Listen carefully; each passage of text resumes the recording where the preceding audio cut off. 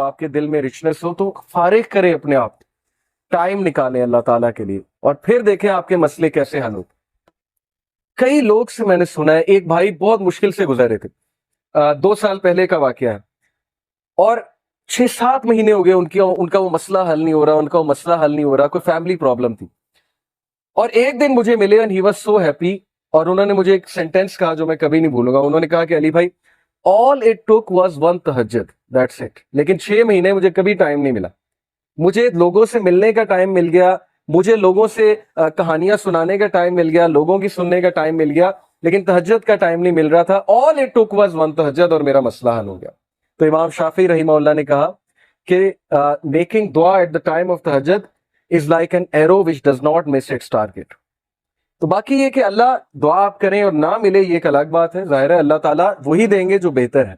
لیکن یہ سینٹینس یاد رکھنے والا ہے کہ all it took was one تہجد۔ تو اپنے آپ کو فارغ کریں، ٹائم نکالیں اللہ تعالیٰ کے لیے، یہ آپ کے ہی لیے بہتر ہے۔ اور پھر یہ حدیث، انس بن مالک reported the messenger of Allah صلی اللہ علیہ وسلم said، Allah Almighty said، حدیث قدسی ہے، O son of Adam, if you call upon me and place your hope in me, I will forgive you without hesitation۔ اگر تم ہوپ میرے سے لگاؤ گے، امید میرے سے لگاؤ گے، تو میں تمہیں معاف کروں گا، without any hesitation میں تمہیں معاف کروں گا۔ O son of Adam, if you have sins piling up to the clouds and then ask for my forgiveness, I will forgive you without hesitation۔ اور اگر تیرے گناہ آسمان تک جا رہے ہیں اور آسمان کی طرح پائل اپ ہو چکے ہیں، کلاؤڈز کی طرح، یعنی اتنے سنز ہو چکے ہیں کہ تم اسراف کر چکے ہو، اور تم مجھ سے معافی مانگو گے، میں تمہیں معاف کروں گا، لیکن سچے دل سے توبہ کرو، میرے پاس آؤ گے، میرے سے بات کرو گے، مجھے ریکگنائز کرو گے، تو میں تمہیں معاف کروں گا۔ تو کویسچن یہ ہے کہ کیا ہمارے ہوپس اللہ تعالیٰ سے لگے ہیں یا ہمارے ہوپس کریشن سے لگے ہیں؟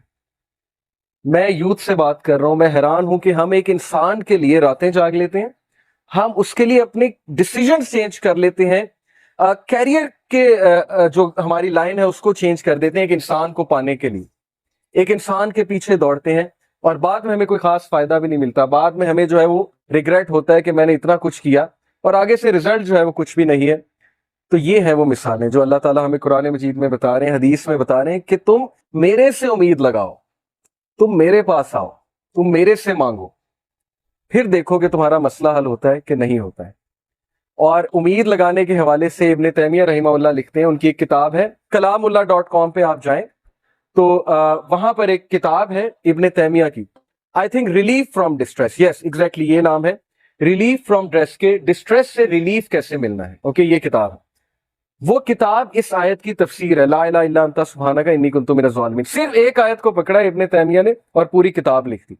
اس میں وہ ایک بات لکھتے ہیں کہ اسلاف جان بوجھ کر یہ دعا کرتے تھے، یہ بھی ایک دعا تھی ان کی کہ ہماری دعائیں ڈیلے ہوں، ہماری دعاؤں کی قبولیت ڈیلے ہو۔ اب یہ ہمارے لیے، ہم جیسے لوگوں کے لیے جو دنیا میں بہت ڈوبے ہیں، بڑی عجیب بات ہے، ہم تو چاہتے ہیں یوں دعا قبول ہو، میں اللہ سے مانگوں اور چیز میرے سامنے ہو، چاہے وہ میرے لیے بہتر ہے یا نہیں ہے۔ اسلاف کہتے تھے کہ ہم جان بوجھ کے وش کرتے تھے کہ دعائیں ڈیلے ہوں، کیوں؟ کیونکہ جب بندہ دعا کر رہا ہوتا ہے اس کا تعلق ہی اللہ سے اور ہوتا ہے، تو وہ اس تعلق کو انجوائے کرتے تھے کہ ہم تکلیف میں ہیں، ہم کسی ڈسٹریس میں ہیں، بس ہم دعائیں کیے جائیں، تو یہ تعلق انہیں بہت لطف دیتا تھا۔ یہ ایک بہت ہائی لیول کی بات ہے، بتانا میں آپ کو یہ چاہ رہا ہوں کہ دیکھیں مصیبتیں آتی ہیں، مشکلیں آتی ہیں، انسان پر بہت سے فیزز آتے ہیں، اور اس فیز میں اگر اللہ سے آپ کنیکٹ کر جائیں تو یہ آپ کے لیے خیر ہی خیر ہے، اور اس فیز میں اگر اللہ سے دور ہو جائیں تو پھر یہ شر ہے بہت۔